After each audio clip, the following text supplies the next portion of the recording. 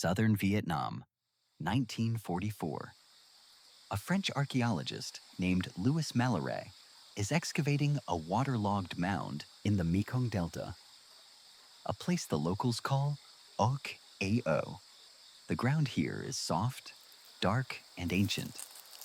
His brush moves carefully through centuries of compressed mud, and then something catches the light. A disc of gold.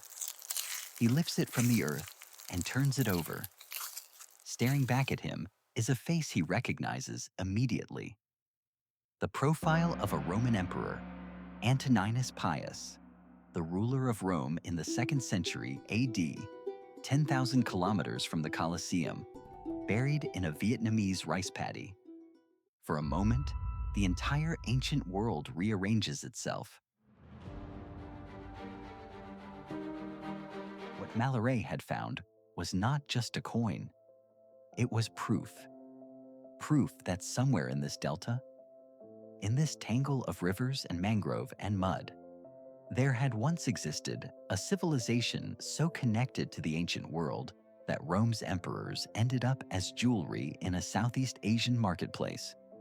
A civilization that controlled the trade routes linking the Mediterranean to China for 500 years. A civilization that planted the seeds of every great empire that followed, including Angkor, and a civilization that history forgot. Twice. The name Funan comes from Chinese dynastic records, written by court scribes thousands of miles away who had never set foot in the delta. They called it Funan, probably a transcription of a local word, possibly related to the old Khmer word Phunam, meaning mountain. But we cannot confirm this. The people of this civilization never called themselves Funan in any surviving text. They are a kingdom named by strangers, remembered through foreign eyes, known only by a word that may not have been their own. And yet, the Chinese records are precise, detailed, and consistent across centuries. From the 3rd century AD onward, envoys from Funan arrived at Chinese courts bearing tribute and gifts. They described a powerful kingdom at the mouth of the Great River, a place where ships came and went from every corner of the known world, where kings ruled with Sanskrit titles and Brahmin priests at their sides, where the markets were full of goods that had traveled further than anyone in the Delta had ever sailed. The Chinese were impressed, and the Chinese were not easily impressed. But what exactly was Funan? Modern archaeology suggests it was not a single centralized empire with one capital and one king, but a mandala, a loose constellation of river ports, coastal trading cities, and inland chiefdoms held together not by armies, but by trade, by ritual, and by the shared idea that whoever controlled the river mouth controlled the world. It was less a nation and more a network, less an empire and more a gravitational field, pulling ships, priests, merchants, and emperors' gold into its orbit. But every civilization needs an origin story, and Funan's is one of the most extraordinary myths in all of human history. The Chinese records preserve it in detail. A story so strange and so beautiful that it became the founding myth not just of Funan, but of Cambodia itself. Repeated by Khmer kings at Angkor 800 years later, as if it had happened yesterday. An Indian Brahmin named Kaundinya receives a vision in a dream. A divine voice tells him to take a magic bow from the temple and sail east across the sea. He obeys. His ship crosses the Bay of Bengal, follows the coast, and enters the mouth of a great river. There, on the water, he encounters a boat commanded by a local queen, Soma, daughter of the Naga king, ruler of the serpent people who live beneath the rivers and the earth. She moves to attack. Kaundinya raises his magic bow. The arrow strikes her vessel with divine precision. Soma surrenders. And then, in the logic of myth, they fall in love. They marry. And from their union, the kingdom is born. The Naga king, Soma's father, performs a wedding gift beyond imagining. he drinks up the floodwaters covering the land, revealing the earth beneath, and gives it to his daughter and her new husband as their kingdom. The swamp becomes a country, the serpent becomes a queen, and the Indian stranger with the magic bow becomes the first king of a civilization that will shape Southeast Asia for 1,000 years. This was not just a love story, it was state ideology. The Naga princess represented the land itself, the rivers, the waters, the earth. The Indian prince represented the ritual order, the Sanskrit knowledge, the divine sanction of Hindu kingship. Their marriage was the marriage of place and power, and every Khmer king at Angkor would symbolically reenact it, because without the serpent princess, the land itself had no king. The myth that Funan planted in the Delta in the 3rd century AD was still bearing fruit in the 12th century towers of the Bayong, 800 years and 500 kilometers away. Whatever its mythological origins, Funan's real power was built on something far more practical: water. Not the spiritual water of the Naga princess myth, but the physical water of the Mekong Delta, the rivers, the tides, the monsoon floods, and the extraordinary engineering that turned this chaotic waterlogged landscape into the most efficient trading system in the ancient world. From above, the Ao region looks like a grid. Dozens of canals, some tens of kilometers long, cut through the delta in straight lines, connecting ports to inland settlements, linking the sea to the rice paddies, creating a controlled aquatic highway system that allowed Funan's rulers to move goods, armies, and tribute with a precision the landscape alone could never have provided. These were not natural waterways. They were engineered, carved by human hands from a swamp, a water machine built before Angkor's great reservoirs, before the Khmer rice engine, the first hydraulic empire in Southeast Asian history. And at the heart of this water machine sat Ao, the port city that Mallory found buried under centuries of delta mud. Not a stone city. Stone was for temples and tombs.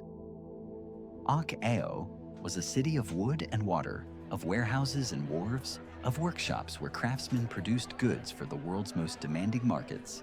And into this city, through these engineered canals, flowed the wealth of 4 civilizations simultaneously. Close your eyes and imagine Ao at its peak, sometime in the 3rd or 4th century AD. The canal wharves are dense with vessels from a dozen ports. An Indian merchant unloads bolts of cotton and a carved Vishnu statue ordered by a local chief. A Chinese trader presents Han bronze mirrors and silk to a Funan official who records the transaction on a palm leaf. A Persian bronze lamp changes hands somewhere in the market, its origins in the Gulf already ancient history by the time it arrives here.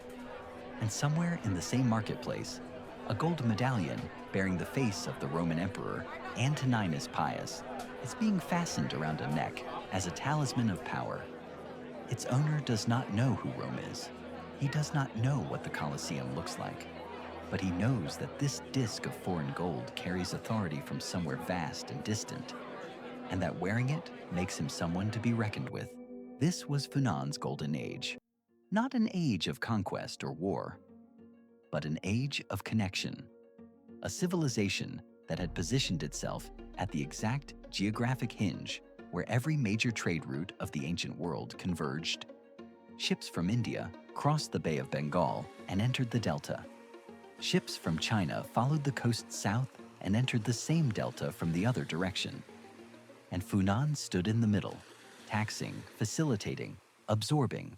Every cargo that passed through paid tribute. Every merchant who sheltered in the canal city paid fees.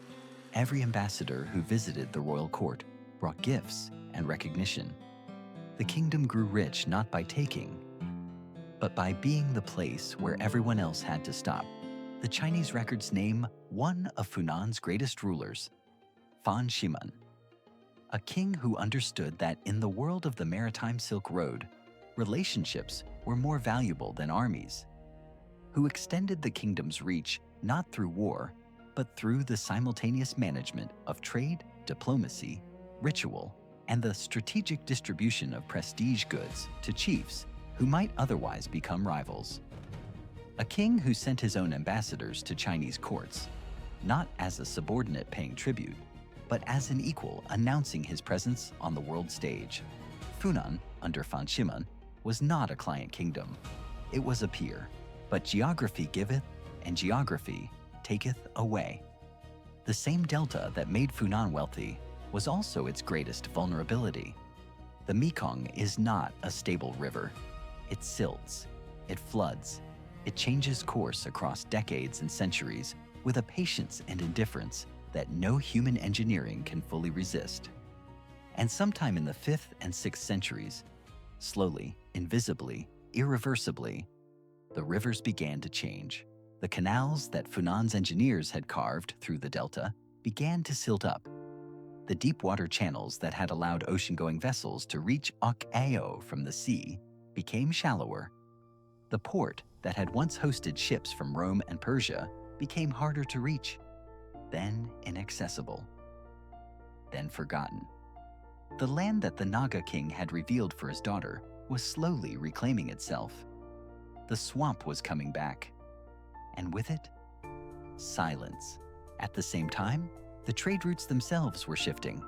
Navigation was improving. Ships that once needed to stop at Funan's ports to resupply could now sail further without stopping. New trading centers were rising to the south and east, places that would eventually become Srivijaya, the maritime empire that would inherit the sea routes Funan had pioneered. The geographic advantage that had made Funan indispensable was eroding. Not through conquest, not through war, but through the slow, inevitable logic of a changing world finding new paths around an old gateway. In 539 AD, a Funan ambassador arrived at the court of the Liang dynasty in China. He carried tribute. He delivered greetings from his king. He conducted the diplomatic rituals that Funan had been performing with Chinese courts for 300 years. The Chinese scribes recorded his visit: date, gifts, names, the usual formalities.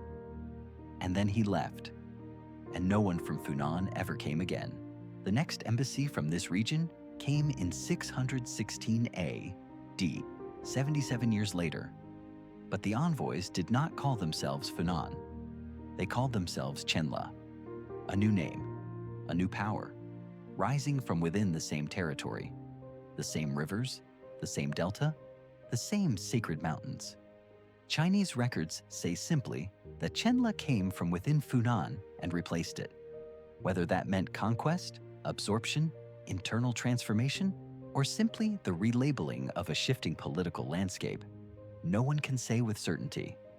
What is certain is this: the name Funan was spoken for the last time in a Chinese court record in 539 AD.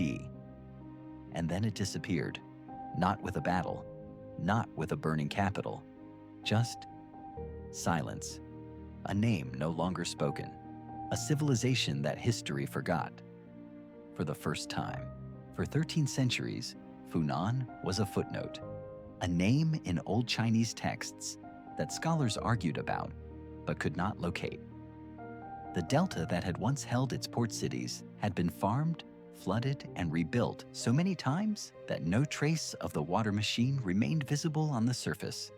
The Roman medallions lay in the mud, the Persian lamps lay in the mud, the Chinese mirrors lay in the mud, and Funan lay with them, perfectly preserved in anaerobic delta soil, waiting.